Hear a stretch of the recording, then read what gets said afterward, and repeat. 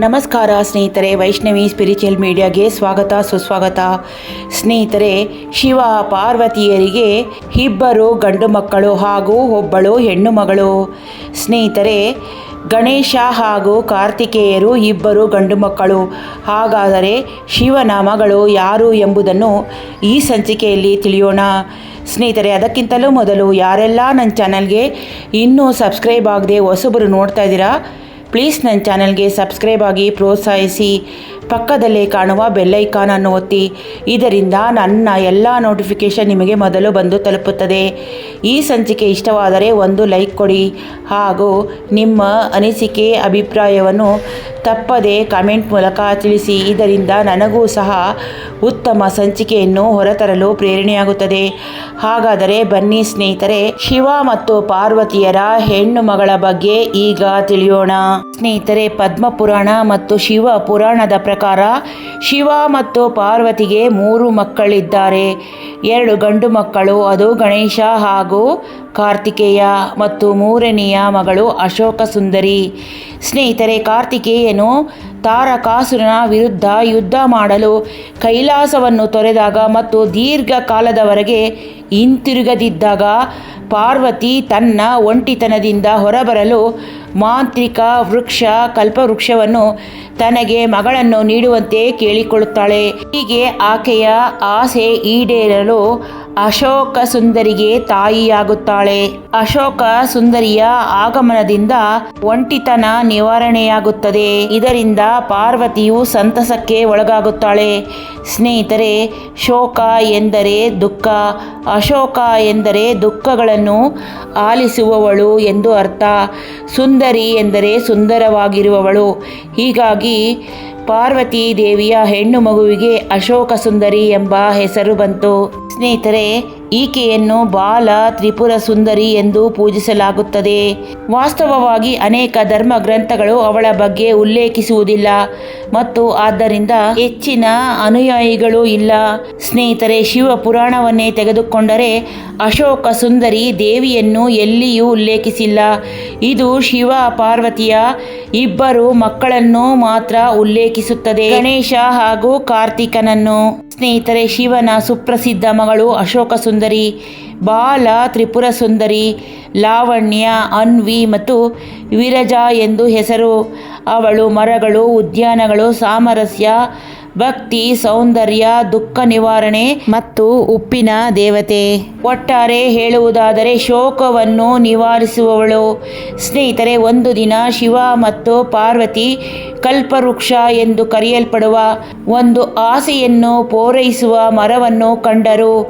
ರಾಕ್ಷಸರೊಂದಿಗೆ ಹೋರಾಡಲು ಶಿವನು ಆಗಾಗ ಕೈಲಾಸ ಪರ್ವತದಿಂದ ಹೊರಗೆ ಹೋಗುತ್ತಿದ್ದುದರಿಂದ ಪಾರ್ವತಿಗೆ ಒಂಟಿತನವನ್ನು ಅನುಭವಿಸುತ್ತಿದ್ದಳು ಮತ್ತು ಅದರಿಂದ ಅವಳು ಮರದಿಂದ ಮಗಳನ್ನು ಕೇಳಿದಳು.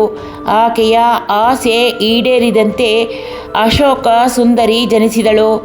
ಅಶೋಕ ಎಂಬ ಪದದ ಅರ್ಥ ದುಃಖವಿಲ್ಲದ ಮತ್ತು ಪಾರ್ವತಿಯ ದುಃಖವನ್ನು ಹೋಗಲಾಡಿಸಿದ್ದರಿಂದ ಆಕೆಗೆ ಅಶೋಕ ಸುಂದರಿ ಎಂಬ ಹೆಸರು ಬಂತು. ಹಾಗಾಗಿ ಶಿವ ಮತ್ತು ಪಾರ್ವತಿಯ 3ನೆಯ ಮಗು ಅಶೋಕ ಸುಂದರಿ.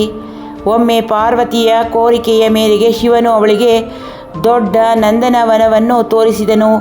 ಎಲ್ಲ ವೃಕ್ಷಗಳ ಅಧಿಪತಿಯಾದ ಆಸೆಯನ್ನು ಪೂರೈಸುವ ಕಲ್ಪ ವೃಕ್ಷ ಇತ್ತು. ಪಾರ್ವತಿಯು ಅಶೋಕ ಸುಂದರಿಯನ್ನು ಪಡೆದದ್ದು ಈ ಮರದಿಂದ ಮಾತ್ರ. ಅಶೋಕ ಸುಂದರಿಯು ಇಂದ್ರನಿಗೆ ಸಮಾನನಾದ ನಹುಷನನ್ನು ಮದುವೆಯಾಗುವುದಾಗಿ ಘೋಷಿಸಿದಳು. ಒಮ್ಮೆ ಅಶೋಕ ಸುಂದರಿಯು ನಂದನವನದಲ್ಲಿ ಸಂಚರಿಸುತ್ತಿದ್ದಳು. ರಾಕ್ಷಸ ಹುಂಡನು ವಿಧವೆಯ ರೂಪ ಧರಿಸಿ ಅಶೋಕ ಸುಂದರಿಯನ್ನು ತನ್ನ ಆಶ್ರಮಕ್ಕೆ ಬರಲು ಹೇಳಿದನು. ಅಶೋಕ ಸುಂದರಿಯು ಅವಳನ್ನು ಹಿಂಬಾಲಿಸಿದಳು. ಆದರೆ ಆ ವಿಧವೆಯು ರಾಕ್ಷಸ ಹುಂಡ ಆಗಿದ್ದಳು. ಆಗ ಅಶೋಕ ಸುಂದರಿಯು ರಾಕ್ಷಸನನ್ನು ನಹುಷನಿಂದ ನೀನು ಕೊಲ್ಲಲ್ಪಡುವೆ ಎಂದು ಶಪಿಸಿ ಕೈಲಾಸಕ್ಕೆ ಹೋದಳು. ಈ ಕಾರಣದಿಂದ ರಾಕ್ಷಸ ಹುಂಡ ನಹುಷನನ್ನು ಅರಮನೆಯಿಂದ ಅಪಹರಿಸಿದನು. ಆದರೆ ಋಷಿ ವಶಿಷ್ಠನ ಆಶ್ರಯದಲ್ಲಿ ಅವನಿಗೆ ನೀಡಿದ ಹುಂಡನ ಸೇವಕಿ ಅವನನ್ನು ರಕ್ಷಿಸುತ್ತಾಳೆ. ನಹುಷನು ಬೆಳೆದಾಗ ಅವನು ತನ್ನ ವಿಧಿಯ ಪ್ರಕಾರ ಹುಂಡನನ್ನು ಕೊಲ್ಲಬೇಕೆಂದು ನಿರ್ಧರಿಸಿದ. ಆದರೆ ಹುಂಡ ರಾಕ್ಷಸ ಅಶೋಕ ಸುಂದರಿಯನ್ನು ಅಪಹರಿಸಿ ತಾನು ನಹುಷನನ್ನು ಕೊಂದಿರುವುದಾಗಿ ತಿಳಿಸಿದನು. ಬಡ ಅಶೋಕ ಸುಂದರಿಗೆ ಅತೀವ ದುಃಖವಾಯಿತು. ಆದರೆ ಕಿನ್ನರ ದಂಪತಿಗಳು ನಹುಷನನ್ನು ಜೀವಂತವಾಗಿರಿಸಿದ್ದರು ಮತ್ತು ಶೀಘ್ರದಲ್ಲೇ ನಹುಷನು ಹುಂಡನೊಂದಿಗೆ ಹೋರಾಡಿ ಅವನನ್ನು ಕೊಂದು ಅಶೋಕ ಸುಂದರಿಯನ್ನು ರಕ್ಷಿಸಿ ಮದುವೆಯಾದನು. ನಂತರ ಇಂದ್ರನ ಅನುಪಸ್ಥಿತಿಯಲ್ಲಿ ಅವನು ಸ್ವರ್ಗದ ತಾತ್ಕಾಲಿಕ ರಾಜನೂ ಸಹ ಆಗಿದ್ದನು. ನೋಡಿದ್ರಲ್ಲ ಸ್ನೇಹಿತರೆ, ಶಿವ ಮತ್ತು ಪಾರ್ವತಿಯರ ಪುತ್ರಿಯಾದ ಅಶೋಕ ಸುಂದರಿ ಹಾಗೂ ಆಕೆಯ ವೃತ್ತಾಂತ. ಅಶೋಕ ಸುಂದರಿಯ ಪತಿಯಾದ ನಹುಷನು ಇಂದ್ರನ ಅನುಪಸ್ಥಿತಿಯಲ್ಲಿ ಸ್ವರ್ಗದ ತಾತ್ಕಾಲಿಕ ರಾಜನೂ ಆಗಿದ್ದನು. ಸ್ನೇಹಿತರೆ, ಈ ಸಂಚಿಕೆ ಇಷ್ಟವಾದರೆ ಒಂದು ಲೈಕ್ ಕೊಡಿ. ನಿಮ್ಮ ಸ್ನೇಹಿತರಿಗೂ ಬಂಧುಗಳಿಗೂ ಹೆಚ್ಚು ಶೇರ್ ಮಾಡಿ.